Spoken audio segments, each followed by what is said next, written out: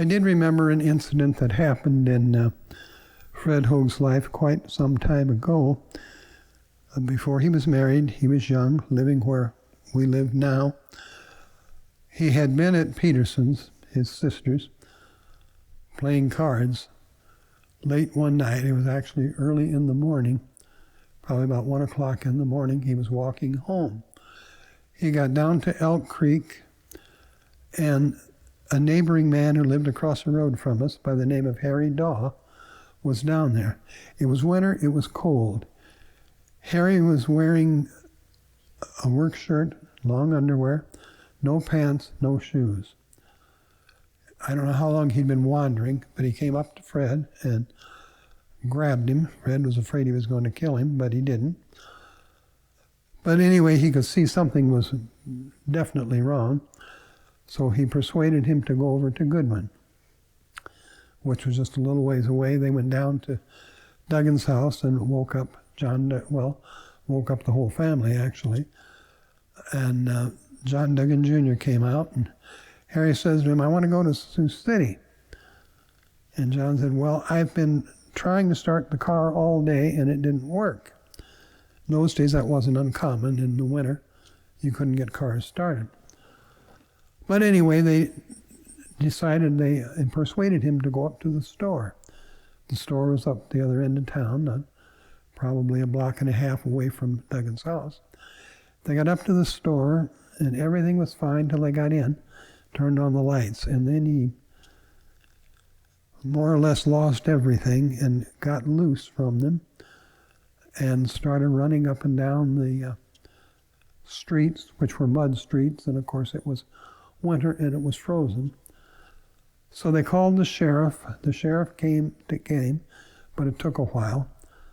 And they took him to a hospital, but he died of exposure because his feet were frozen and nobody knew how long he'd been out. And all of a sudden he just lost it. That was a scary happening. I didn't even know about it until after high school one day that John Duggan was telling me about it, and then of course Uncle Fred confirmed it when talking to him about it. And I'm sure Gertrude and Shirley can fill you in a little bit more on that. Another thing that I remembered was in 1940, he was a candidate for county commissioner in Dakota County. In those days we had 3 commissioners. Now we have 5. They were elected by district rather than at large. The district that we were in consisted of Jackson, Hubbard, Goodwin, and all the area in between.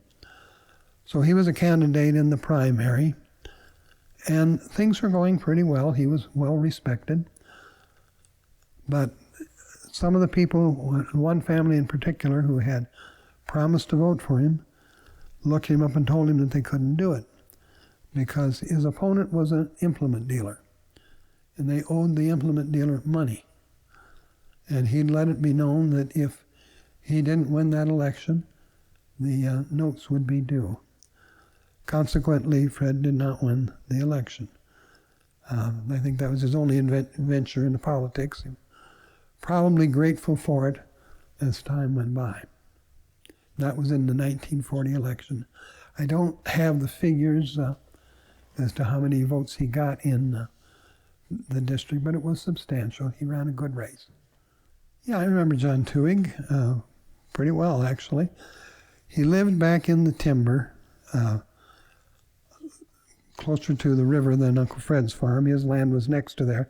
He had a pasture back there. He had originally had a farm over in our neighborhood, but by the time I knew him, that was gone. He no longer owned that.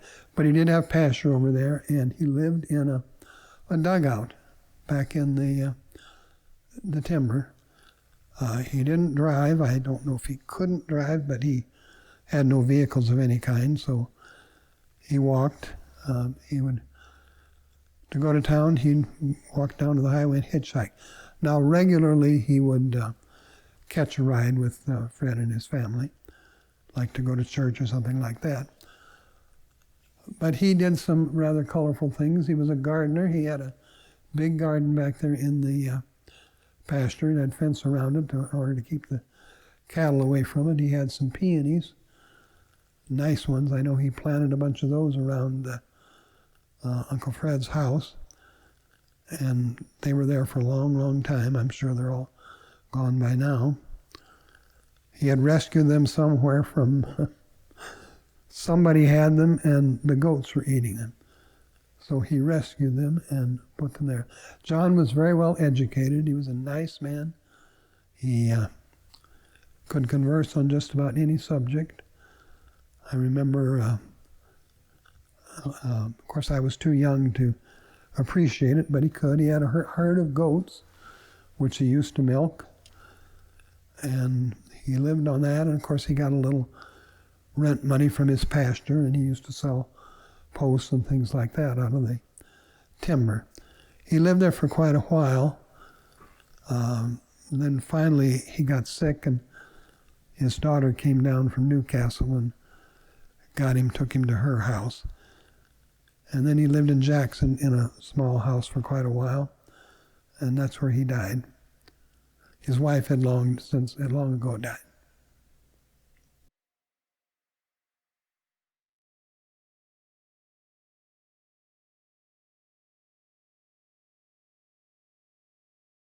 Well, one time she was gone somewhere, I don't know where. Maybe even overnight, I don't know. But when she came back, she opened up the cellar and she could smell goat meat in there. Well, he had butchered a goat. And of course, Gertrude and Shirley did not appreciate him butchering the goats.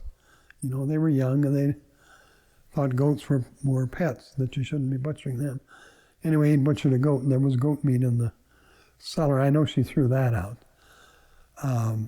But he'd pick berries, he'd pick raspberries and strawberries, and I don't think he was much for shooting game. In those days, there were no deer around, believe it or not. Not a single deer. There were pheasants and ducks, of course, over at the river, and he lived not too far from the river. I don't think as far as I know, he never did any hunting. But he did have the herd of goats. And he would occasionally butcher one, which didn't make him all that popular with Gertrude and Shirley. And he'd stop there on the way to town and way back, and he never had any trouble getting a ride. He'd go down to the highway and somebody'd pick him up, take him to Sioux City, and then he'd come back. But it must have been a very difficult life. There was no door on the dugout that he had. I remember him saying one night he had a snake in the house. And he didn't mind that because he knew the snake would eat mice. But one night he felt it crawling on his head at night. So the next morning he killed the snake. He was a tough man. The days of iron men and wooden ships, I guess. But he had grown up in the neighborhood in that brick house just down a little ways from where we live now, just off of Highway 20. It's a big family of them, and he was one of them. He had 4 children, as I remember. When I was 12, I had nephritis. I spent 29 days in St. Vincent's Hospital.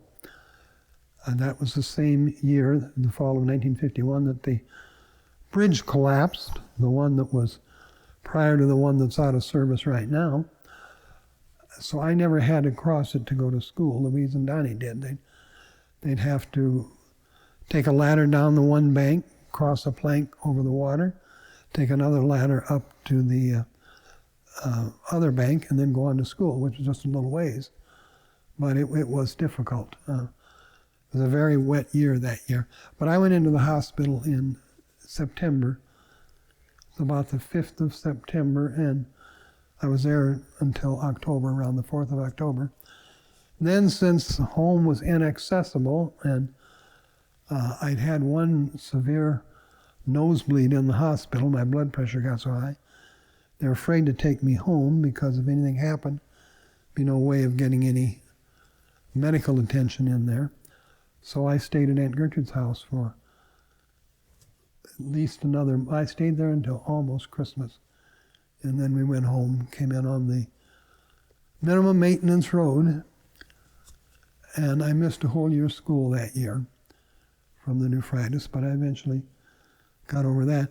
Then the next summer, 1952, when I turned 13, there was a polio epidemic in Sioux City. Every morning we'd get up to see how many more had been admitted to the hospital during the night. It was on the news every morning. People were frightened, and justifiably so. They didn't have any crowd activities indoors. I don't think the theaters, I don't know if they even ran, but people avoided crowds for fear of catching it. And then in August, 10th of August, I came down with it. So I went back to St. Vincent's Hospital, where they did a spinal tap, which is how you diagnose polio, and it came back as positive. I had what's called bulbar, which is primarily throat. There's also spinal. Spinal, bulbar, if you survive it, is probably easier to get over. The spinal is what caused paralysis. I know when I was in the hospital, the boy who was in the room with me had spinal polio. He was there when I came, he was there when I left. He was 2 years younger than I am exactly. We have the same birthday. But he hasn't walked since he was 11 years old. And his legs have not grown. He's a big man, but his legs did not grow after that. He can't raise them up or anything. He has to use a wheelchair, and he has to pick up his feet with his hands in order to move. As I say, I was in the hospital quite a while. It was rather crowded. Our parents couldn't come into the room. The doctors and nurses, when they came into the room, had to wear gowns. Dr. Spellman, my doctor, wouldn't bother with the gown as a rule, and when he'd come in, the nurse would be chasing after him with the gown, wanting him to put it on, which the rule he wouldn't. But anyway, we survived it, and I didn't miss the whole year of school that year because I'd missed the previous one, but I missed a couple of months. I got home on September 21st, and I think probably went back to school in October, and I had some residuals from it, especially my left shoulder and arm. My left arm isn't much good, and the shoulder is lower than the right one, but I was at a good age for it. I was old enough that I pretty well grown, and I wasn't an adult, and it was harder on adults. There was one man named of Ira Wilkerson, walked into the hospital, but that's the last time he walked.